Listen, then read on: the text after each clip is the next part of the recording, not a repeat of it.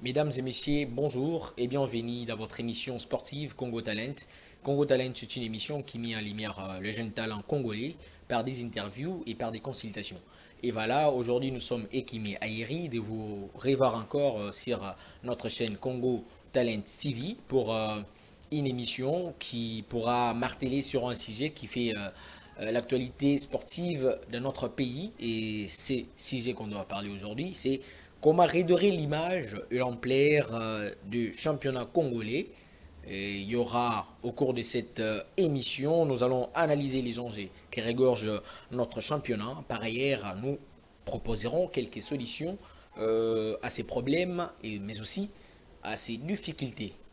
Eh bien au-delà, avant qu'on puisse aborder notre sujet en toute rigueur, vous devez comprendre que le championnat congolais, c'est un championnat, après un temps, baptisé au nom d'Ilikokash, Ligue 1, pour ceux qui ne savent pas.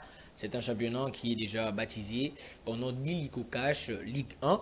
Ligue 1, c'est un championnat professionnel qui se joue en République démocratique du Congo.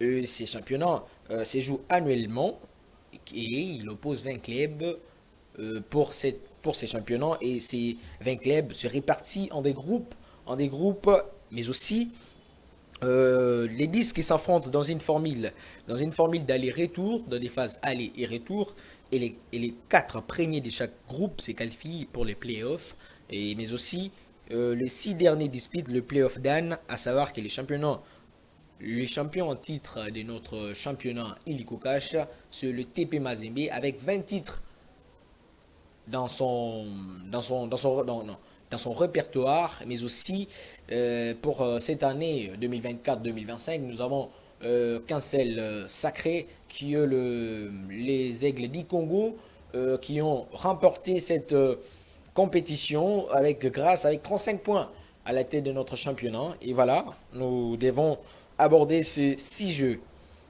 Évidemment, après un temps, la FECOFA de notre République n'a plus de président à la tête de notre fédération, ce qui nous renvoie à une transition, mais aussi à une période des intérims à la tête de la FECOFA depuis 2020 à nos jours, avec Didier Sambi qui est intérim président de notre FECOFA à la tête de la FECOFA.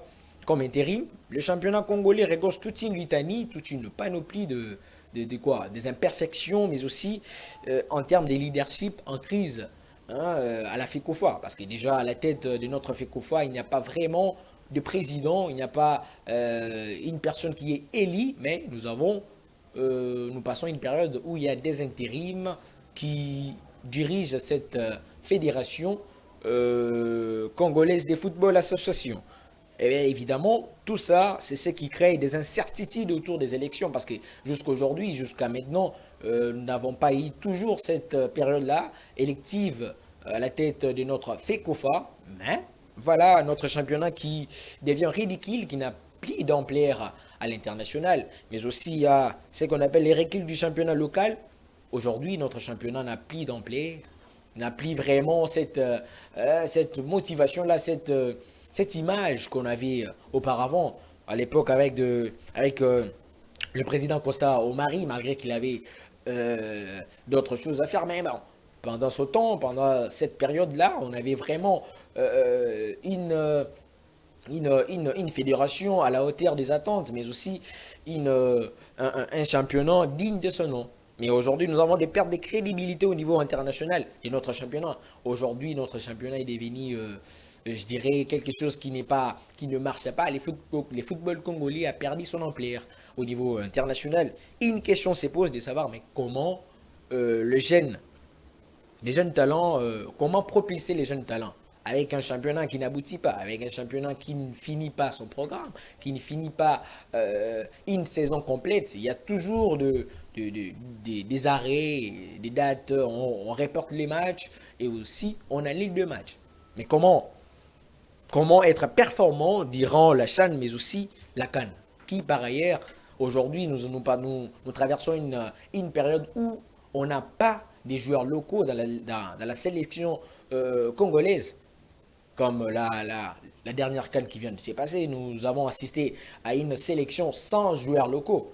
Mais tout ça, c'est suite à un championnat qui ne répond pas aux attentes, qui ne répond pas aux qualités d'un bon championnat. Et par ailleurs, qu'on avait vraiment suivi les sélectionnaires congolais, Sébastien Desabre, par son intelligence, il a jugé bon de ne pas sélectionner les joueurs locaux dans notre pays parce que